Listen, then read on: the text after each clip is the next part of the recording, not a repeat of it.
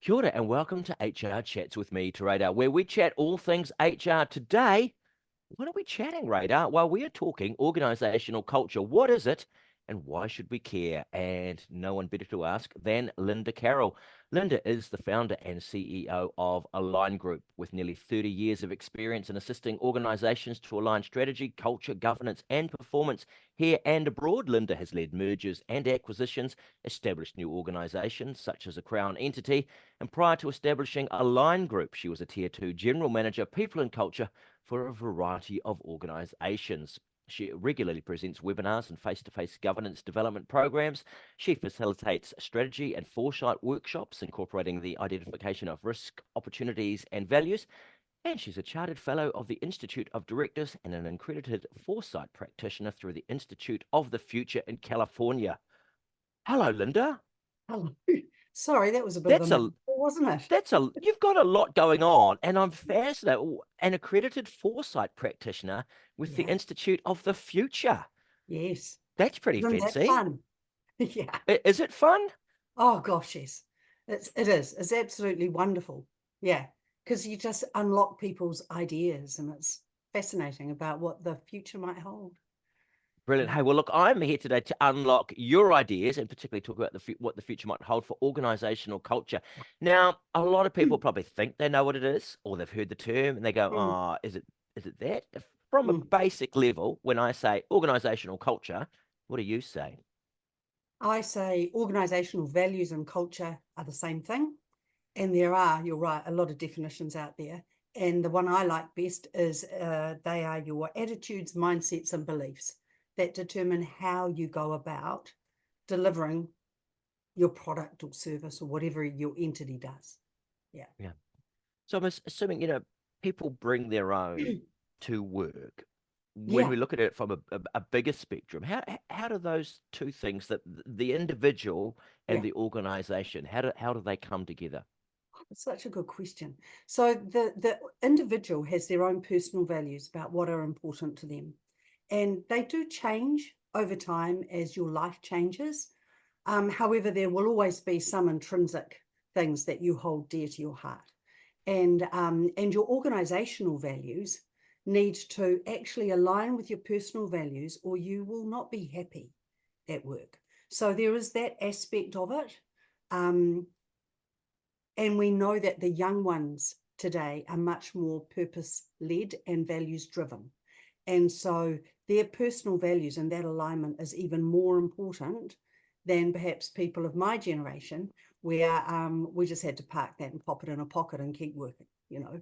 So the whole makeup of workforce and the whole makeup of what intrinsically motivates people has changed. And that's important for so many reasons.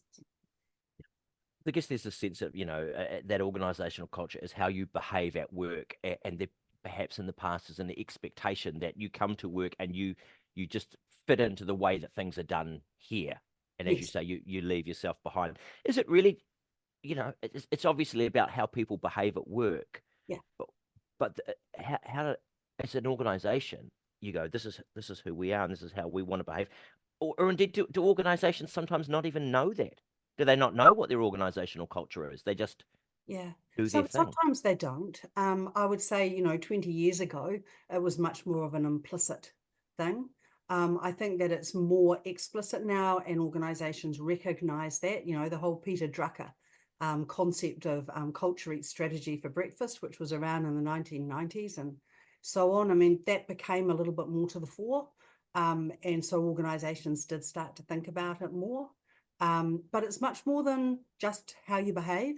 So if you've got good values that are aligned to your strategy, then they drive decision making as well.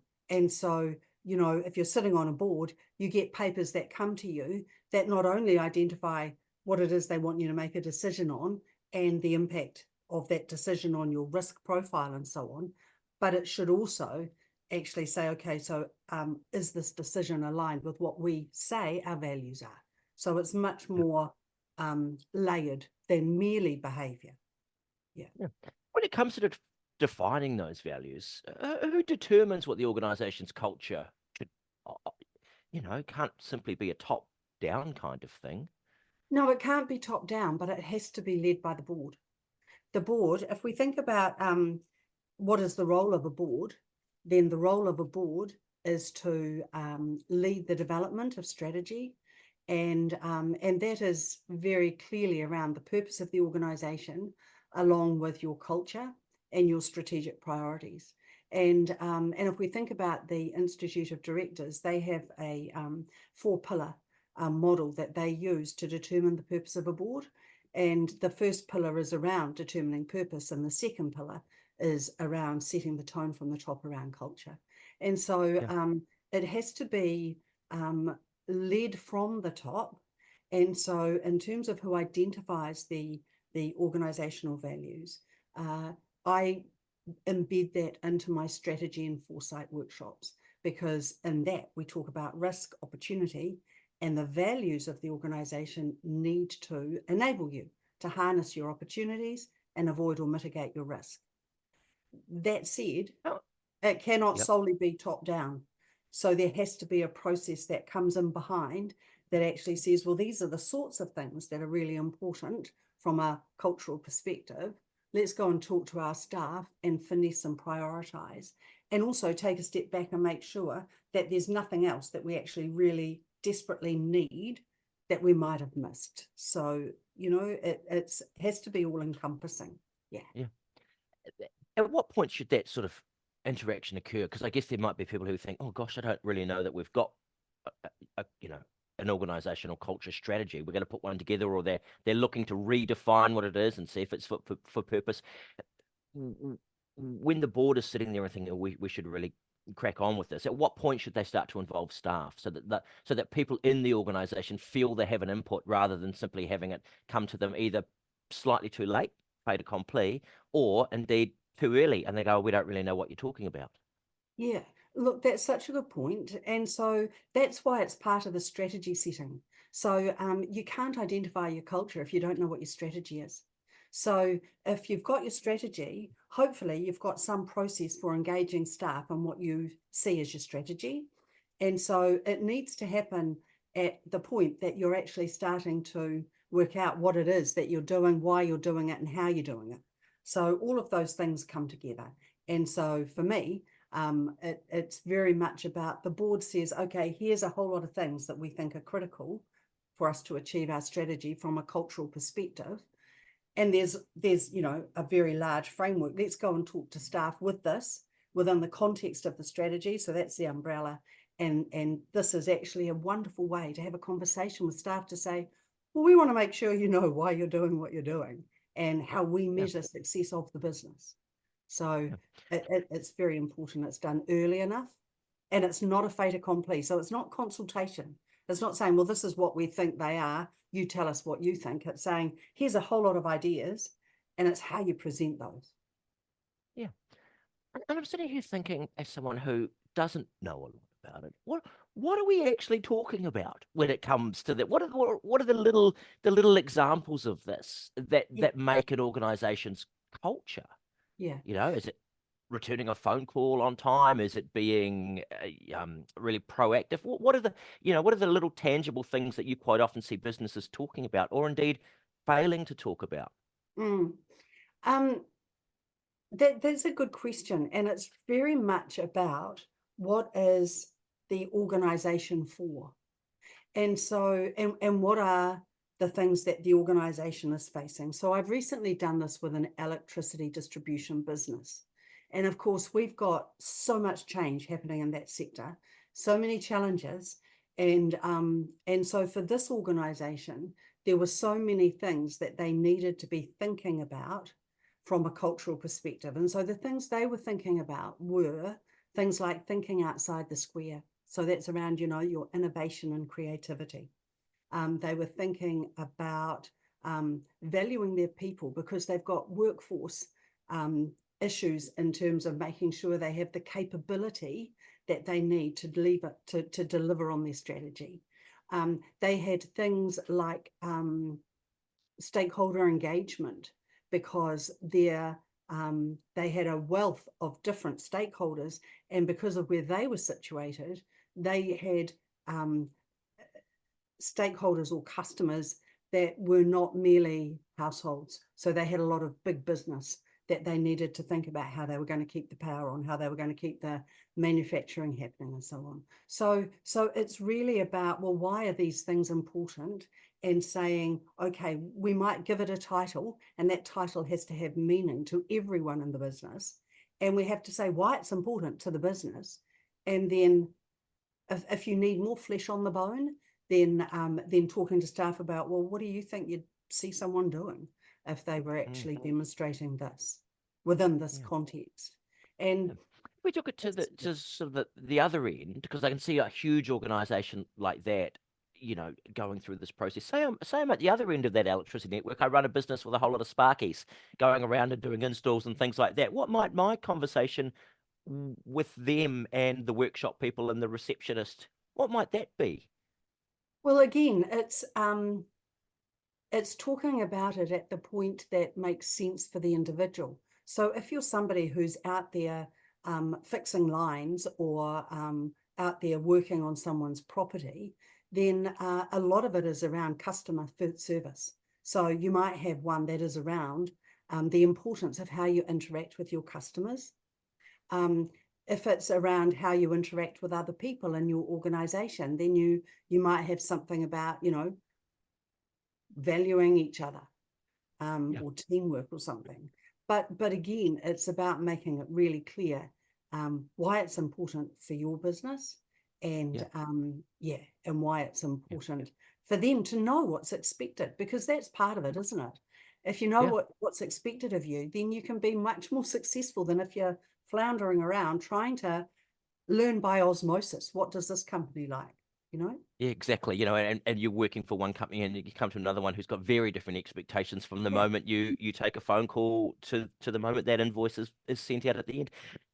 How do I know if I'm an organization? How do I know if I've got the right culture?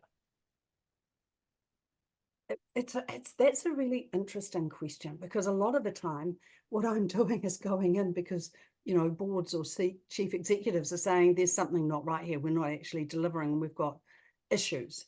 And so really quickly if you've got issues, because you've got exit interview data that has been gathered in a valid way that's telling you that people are not happy and that's why they're leaving, and they will tell you why they're leaving.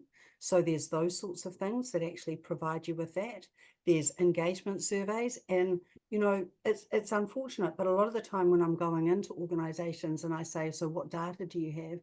They just give me an engagement survey as if that's telling me about the culture, but it isn't. You might have media that's telling you that things aren't right. You might have been making decisions about sponsoring, like if you have sponsorship deals, you might be making decisions on who you're going to sponsor, and your criteria is out of alignment with your values. Investment decisions, you might be investing in the wrong things. So your chief executive might send out weekly pānia or weekly newsletter, and the whole tone of it is out of alignment. And the thing is that the staff see it immediately. Immediately they see it. It's like a sore thumb, and the cynicism becomes rife. Here's this organization saying this is important, and a manager's doing something quite different. Yeah. And a lot of those optics and things are really important as well. What do you often see examples of organizations that have a very good informal culture? It's just become a part of who they are. And Yeah. then, someone's come in, new board members or something, go, we need to structure this, we need to write it down, and it's these points here. And they actually get a little bit lost in it and maybe regress, or something doesn't quite fit. Yeah. It's one of those things where if an organization is small enough to actually be able to do business over the water cooler sort of thing, then it's very easy to pick up on what a culture is, and for it to feel, warm, and you feel a huge sense of belonging. Yeah. And then somebody comes in and tries to put a structure around it, and it breaks it. Yeah. So it's critical that in those situations, that the process by which you formalize that is aligned to the culture that you have. Yeah. And so that's about going and talking to people and saying, you know, it seems like things are really important, like this, and this, you know, and that's how you do things. Is that what you think?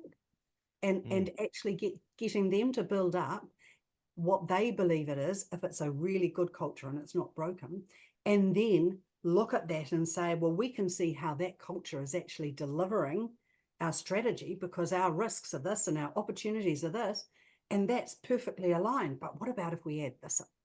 You know, so Yeah. it's so Yeah. much about how you do things and how you engage people and how you make them part of it, you know, Yeah. but Have you always seen linking it the to strategy.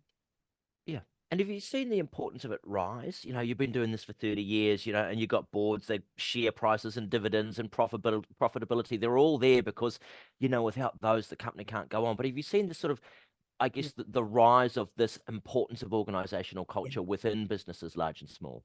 Oh, absolutely. I mean, when I started out, nobody really gave a toss about culture as such. You know, it was that thing of something warm and fuzzy that HR does.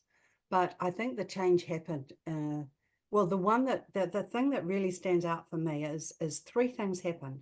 We had in 2018 Larry Fink, who was head of BlackRock, which is one of the largest investment houses in the world, sends a letter out every year to the chief executives that their company invests in. And in 2018, he sent his letter out, and he talked about the fact that investors were no longer investing um, in companies solely on the basis of profitability and share price. They were investing on the basis of environmental performance, social performance, which is not just about how you live within the community, but also how you treat and develop your staff and how well your governors perform. And so that was one really strong signal to boards to start thinking broader than balance sheet. And then we had in 2017, we had the Reserve Bank of New Zealand do a review where they came out and said boards need to be thinking and monitoring culture. And then in, I think it was 2018, there was a Royal Commission in Australia into finance superannuation and banking. And in there, they explicitly said that it is no longer sufficient for boards to be looking at what the employee does. They need to now be considering how they do their jobs as well. And that Yeah. just signaled to boards, okay, we have to care about this stuff. And it's continuing now, Rita. So we've got Yeah. in the 2023 sentiment survey done by the IOD, they've got the biggest issue facing the companies of over 20% of the directors who responded. It was about workforce capability and capacity. And and that's a cultural issue because we, as we said earlier, you know, employees, the young ones coming in, they don't want to work for organizations that aren't purpose-led and values-driven. And so if you've got problems around workforce, you need to be thinking about culture. Yeah. So And it those has to things be, really changed. yeah. So And it has to be more than just a tick box thing. It's got to be, when we say it's got to be lived within the organization, what does that mean? well, you know, back in the 1980s when I started out, yes, we used to just have posters and of the values, and we used to stick them on the walls. See, that's what we have to do. But that's where that alignment comes in. And so that's where you actually are saying, okay, any organization has a whole number of facets to it. And those facets are around its operating model, how it's structured, and the accountabilities and delegations. It's how you communicate, how you train people, your systems. You know, do you reward people on just the what they do, according to the Royal Commission? No, you need to actually reward them for both what and how. Yeah. So the systems, it's your brand, and we've got ideas, haven't we? Or examples rather of um, way back in like the mid 20s, 2015 and so on, of organisations that actually tripped up, where they were saying they were doing one thing and then actually they were doing something else, like Volkswagen when they did that. Do you remember that, where they did the Yes, yes, I emissions? do. Yeah. Yeah. So Huge. that's a perfect Yeah. example of culture disconnect, you know? Yeah. Yeah. So that whole thing, yeah. Over the many years that you've been doing this, can you think of any I guess, really good sentiments that have been put down on a piece of paper, or something where you've just gone, you've looked at an organization and you've gone, what a great little thing they've added in there, or what a great little thing they've recognized they need to add in to, I guess, to the formal nature of their sort of cultural There's organization document. Yeah, I'm not sure if I'm allowed to say this. So Tina, please feel free to edit it out. But one of the things that I always use as an example that is just so simple and so easy, and I'm pretty sure it's Trade Me. They have a value around don't be a dick. Yeah, I mean, isn't that perfect? yeah. And it's It's really simple little, because actually, you but probably couldn't do that in America, but here no, in New Zealand, you know, at no matter what level of the company you are, if you think to yourself, am I am I being a dick? You know, it's a really good little handbrake, isn't it? And yeah, it's both formal and yes, radically informal. But yeah, again, that's part of the organization of that particular company's culture, and arguably that kind of wider sense of what New Zealand companies are kind of like. yeah, We're a little bit more informal in our yeah, culture, do you think, than say certainly America and yeah. other companies? Absolutely. Yeah, Absolutely. And it's all because it's aligned to the culture of being a Kiwi. It's aligned to yeah, our Aotearoa. And I mean the other thing that I'm seeing too is a number of organizations using, Māori labels for their values, like manaakitanga and so on. And I think that you have to be very careful about what you're doing there. And so there's a part of me that says, well, that's lovely that we're embracing that. There's another part of me that says we've got to be careful about cultural appropriation. And so, you just need to be very considered in how you do those sorts of things as well. yes, absolutely. And I'll tell you what, Lynda, if people want to pop back in the archives of HR chats, we've got a few podcasts that really do deal with the importance of that kind of appropriation and how you bring those on. But it is interesting, isn't it? The likes of Manaaki it's a wonderful word that covers so much kind of things. And if it's Yeah. brought in a really open and transparent and an appropriate kind of manner, it does cover a lot of stuff just with a simple word. Yes. Yeah, Yeah, it does. brilliant. Yeah. Um, for someone who's listening to this and thinking, "Gosh, I'm going to pop in and see my organizational document to see whether what we've got noted down for culture and whether we're you know hitting all the marks," what would you say to them? What's the most important thing that someone can do at the end of this to think about their organizational culture? For me, it is two things. One is absolutely explicitly link it to your strategy. There's lots of well-intentioned people who go out and just talk to staff, but they don't link it to their strategy. So number one, link it to your strategy. And I've just forgotten what I was. Oh, and number two is make sure that it's clear. Make it absolutely explicit in terms of what you mean and why it's important. Yeah. Brilliant, because these things can become a little highfalutin at times, and then in the end, nobody knows what they mean. No, But it's and got to be, it's got to be real, and it's got to yes, be lived. Yeah, yes, for everyone. great, brilliant. All right, thank you so much, Lynda Carroll. For those of you who want to know more about that, I'm sure you can find some of her webinars and various other things. Could we see them online, Linda, if they want to find out more? Yes, and there's blog posts from a line group that talk about culture in various settings, and yeah. Brilliant. So a little bit of, Okay. I guess, what extra for experts, for people who want to delve a little bit deeper into this. And as I mentioned, Okay. we have no shortage of material in our archives that cover a whole lot of things HR and HR related. So feel free to dive back into the archives and catch up on anything you have not caught up on, or indeed refresh yourself with things that you have seen or heard up until now. For now, a massive thanks to Lynda Carroll from Align Group. That's all from me to Radar on this episode of HR Chats.